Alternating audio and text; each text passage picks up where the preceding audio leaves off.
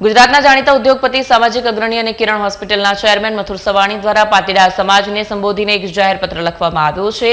આ પત્ર દ્વારા તેમણે સમાજમાં ઘર કરી ગયેલા મોંઘા રીત રિવાજો અને કુરિવાજોને તિલાંજલિ આપી સમાજનું એક નવું અને આધુનિક બંધારણ બનાવવાની જે અપીલ કરી હતી તેને અભૂતપૂર્વ પ્રતિસાદ મળ્યો હોવાનું જણાવ્યું છે.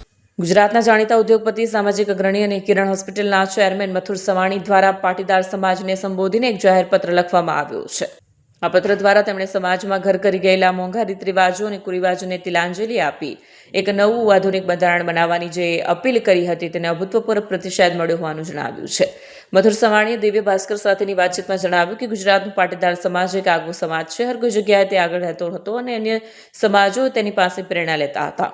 એવું અન્ય સમાજના આગેવાનો કહે છે તેની જગ્યાએ અત્યારે ઉલટું થયું છે. રીત રિવાજો કંટ્રોલ કરવા માટે અન્ય જ્ઞાતિ સમાજો આગળ આવ્યા છે અને અમે એમાં પાછળ છીએ. એટલે લોકોની રાય હતી કે ભાઈ આપણે આવી જાગૃતિ લાવવી જોઈએ, તો તેના માટે વિડીયો મૂક્યો, પત્રો લખ્યા, આગેવાનોને પત્રો લખ્યા અને નીચેની એક સારો પ્રતિસાદ મળી રહ્યો છે. એટલે અમે વધારે જનજાગૃતિ બની રીત રિવાજો કંટ્રોલ કરવા માટે પ્રયત્નો કરીએ છીએ.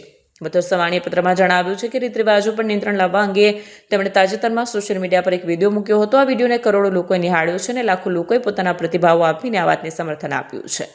લોકોની આ લાગણીઓને ધ્યાને રાખીને મથુર સવાણી દ્વારા રાજ્યના 1000થી પણ વધારે પાટીદાર સમાજ સંગઠનોના આગેવાનો સુધી આ સંદેશ પહોંચાડવામાં આવ્યો છે. પત્રમાં જણાવ્યા અનુસાર દરેક જાગૃત નાગરિકે આ બંધારણ વિશે લોકો સાથે ચર્ચા કરવી જોઈએ. આ મુવમેન્ટનો મુખ્ય ઉદ્દેશ્ય સામાજિક પ્રસંગોમાં થતા ખોટા ખર્ચાઓ બચાવીને તે નાણાંનો સદુપયોગ કરવાનો છે.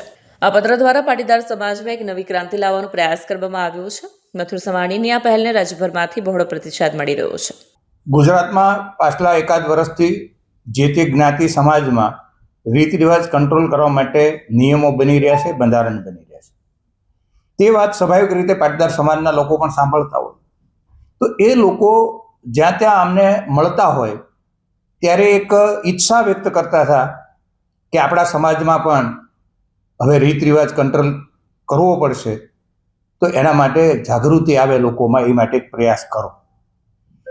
તો હવે જે તે લોકો મળે અને એની રાય, એ કાંઈ સમાજની રાય તો ગણી શકીએ નહીં.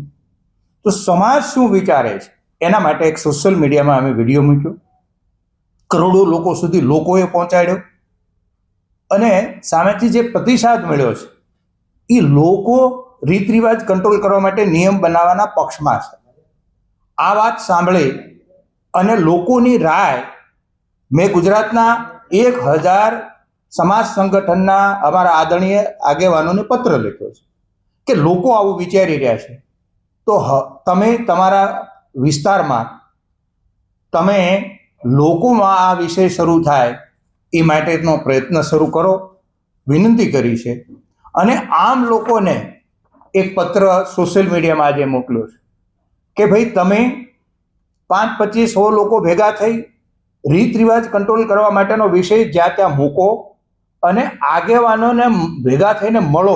આગેવાનને પણ કહો કે આપણે આપણા વિસ્તારમાં રીત રિવાજ કંટ્રોલ કરવા માટેનું એક વાતાવરણ બનાવીએ.